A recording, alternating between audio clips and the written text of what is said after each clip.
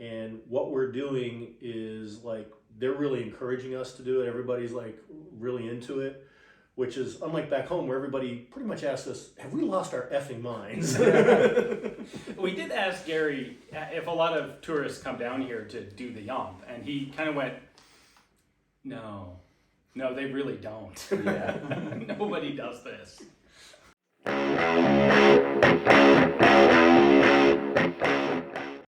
All right, over my shoulder you can see the mountains that 4-5 Commando would have been coming over as they approached Douglas Settlement. They had been marching at that point for a bit over 24 hours over some pretty nasty terrain, as we found out on our movement up here. When they reached the settlement here, they went over to a shearing shed over here, and that's the place they used to go in, get out of the elements, try to dry out as best they possibly could. They then took up defensive positions around the settlement here. At the time in 1982, the settlement had about 25 people. There's far less than that here today. But there was 25 people made up of families and farm workers. And they were quite relieved to see the Marines, as we found out when we got here, because just prior to the Marines' arrival, they were occupied for 4 days by about a platoon-sized element of the survivors of Fanning Head. So they held up here for 4 days. Surprisingly, we're told they were put on a National Victory Day parade on the 25th of May to celebrate their independence. And then the next morning, they were helicoptered out. And then shortly thereafter, about another day, the Marines showed up. They stayed here probably about 24 hours or a little bit more. And then the Marines loaded back up with their Bergens and everything and headed out to Teal Inlet. There was no significant fighting here in Douglas, but it was a very significant waypoint in the battle. 4-5 Commando, for those that don't know, were the only commando and the only British troops that carried their rucks all the way to Stanley. And they actually had to go the farthest, because their first leg was to come here to Douglas and then to Teal. On the other hand, the Paras made a beeline direct for Teal, and they did it in what's called fighting order. So they did not take their rucksacks with them. They were brought up behind them in tractors, and right about the time they got to Teal, the Marines showed up a little bit later. All right, right there you see the Douglas Inlet right there, and on the other side is where the Marines established their defensive positions, because if you keep going that direction, in 1982, it was all Argentinians between them and Stanley. So that was where they expected their main line of attack to come from. So they had their defensive positions there. Now they got across the creek by the help of the farmers that lived here, because they would load them up on a trailer on their tractor, pull the new watch in, collect up the old watch, and bring them back, so the guys didn't have to get wet in the river or even walk the distance. Because we've found out, since we've been here in the Falklands, everything is a lot farther away than it looks. So that was the main defensive line right there along the inlet. All right, it is the morning on the second day. We are departing Douglas Settlement on our way to Teal Inlet. How's everyone doing? Pretty good. Good night of rest was what we needed. Yeah, plenty of food, rest, maintaining feed, no problems. Easy day. Yep, and today is a bit shorter of a trek, so, and it's an absolutely gorgeous morning. Check this out. We even have a few horses to see us off here. Here on our second day, we had a more leisurely start. We didn't start till about 9 a.m. that morning because we only had about 23 kilometers to cover, literally half the distance of the previous day. So we started late, rested in, healed up. We had a good breakfast. And when we took our breaks, instead of 10 minutes, they tended to be about 15. We took a nice long hour for lunch because we didn't want to get to Teal Inlet too early. Okay, so it's our second day of yomping, and we just came for the first break of the day. I was just giving some hints about the clothing during the yomp.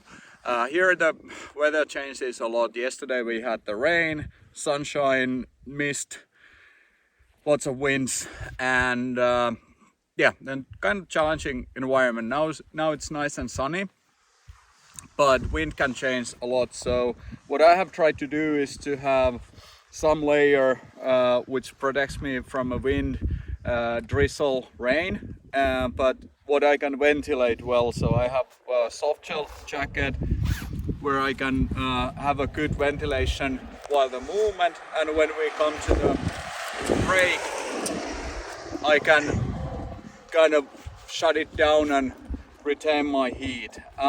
Underneath I have the really thin merino wool layer just to kind of getting it more comfortable. If I sweat, it doesn't matter that much, but I try to avoid sweating as much as possible. So this pretty much a good combination of how do I say, trying fast and kept out from elements. And without a doubt, sheep are the predominant animal that you see in the Falklands besides penguins.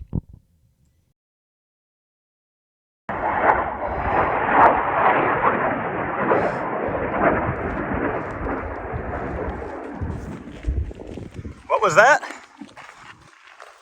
Was that typhoon? Eurofighter Typhoon. Yeah. And what's it doing out here? It's one of the 4 that are based in Mount Pleasant as an air defense against the Argentine Air Force, such that it is these days. And they just do flybys over and around various parts of the islands, huh? Yeah, they go by the settlements every so often and let the people know they're still here.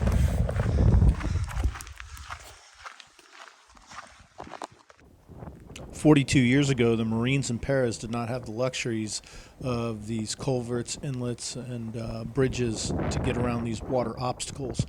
They either had to wade them in the freezing weather or go the long way around."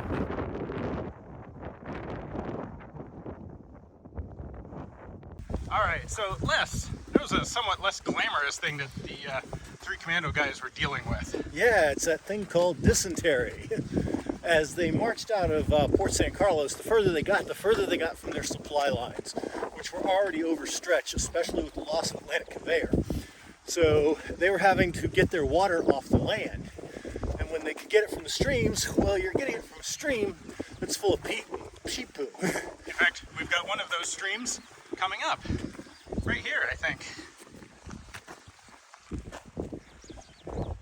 Yeah, that's a little bit of groundwater right there. Yeah. And the other place for water is in the bogs themselves.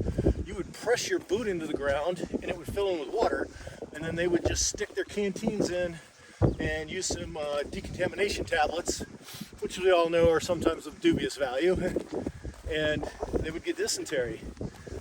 To the point that all you can do to replace all the water you're now massively losing is drink more of the water that's giving you dysentery.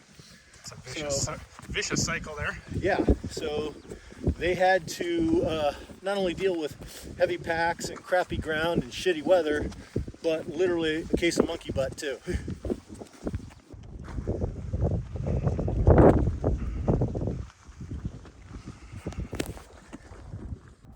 The Falkland Islands Government Air Service is a flight of a couple small Briton-Norman islanders that people used to get from east to west Falkland and vice versa.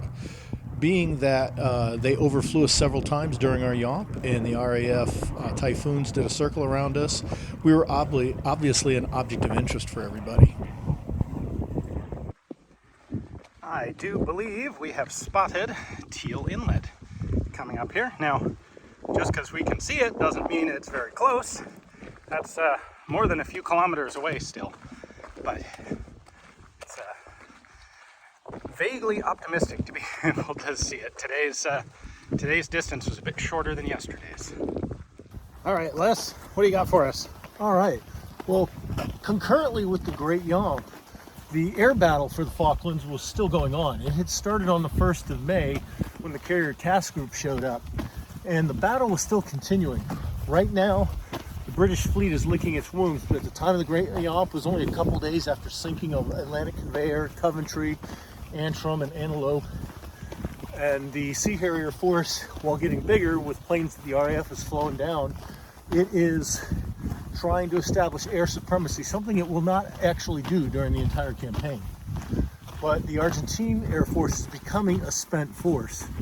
This part of May will be about the last of its airstrikes for about a week and a half as it goes home and kind of licks its wounds and tries to figure out a better way. The air campaign was hard on the Argentinians. While the British were not knocking down enough planes, they were inflicting heavy damage on the Argentines, who were also under an arms embargo. So they were running out of spare parts.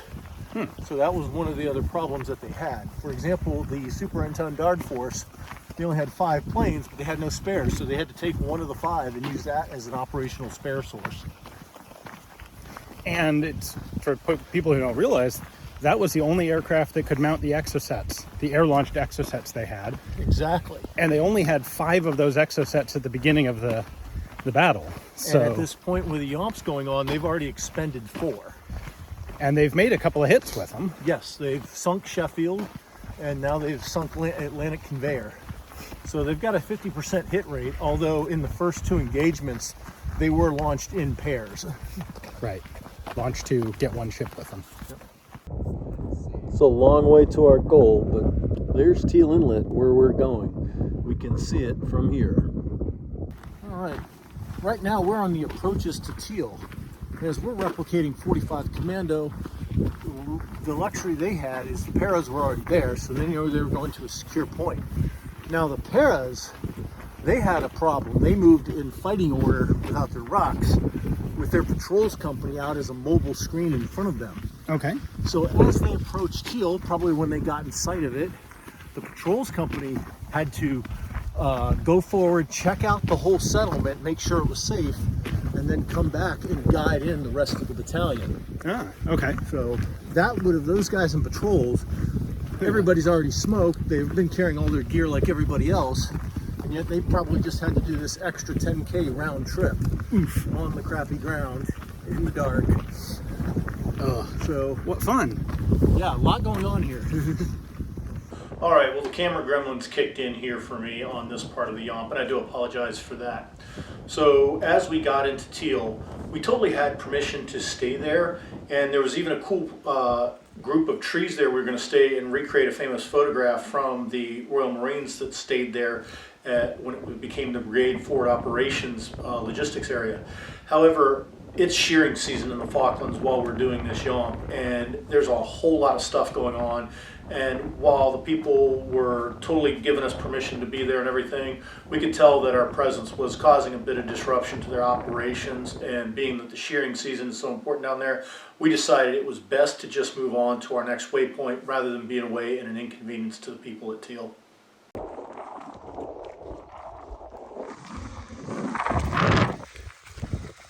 All right, gentlemen, what are you drinking there? Budweiser. Where did you get a Budweiser?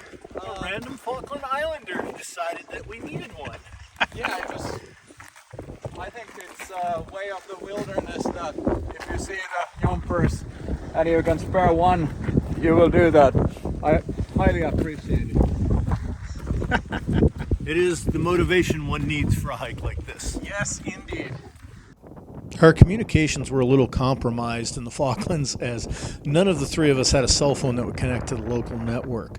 So we were unable to contact Estancia and let them know that we're coming in a day early, but we're going to be very late. But the wonderful people who had given us those very much needed beers were kind enough to relay a message for us. And the wonderful people, Tony and Ilsa at Estancia, they came right out in their Land Rover, picked us up, informed us that, hey, we'll bring you right back to this spot tomorrow, but dinner's going to be on the table soon and you need to come with us. And with an offer like that, we could not refuse. We hope you're enjoying this coverage of our recreation of the Great YOMP. Please comment, like, and subscribe, and tune in for next week when we do Part 3.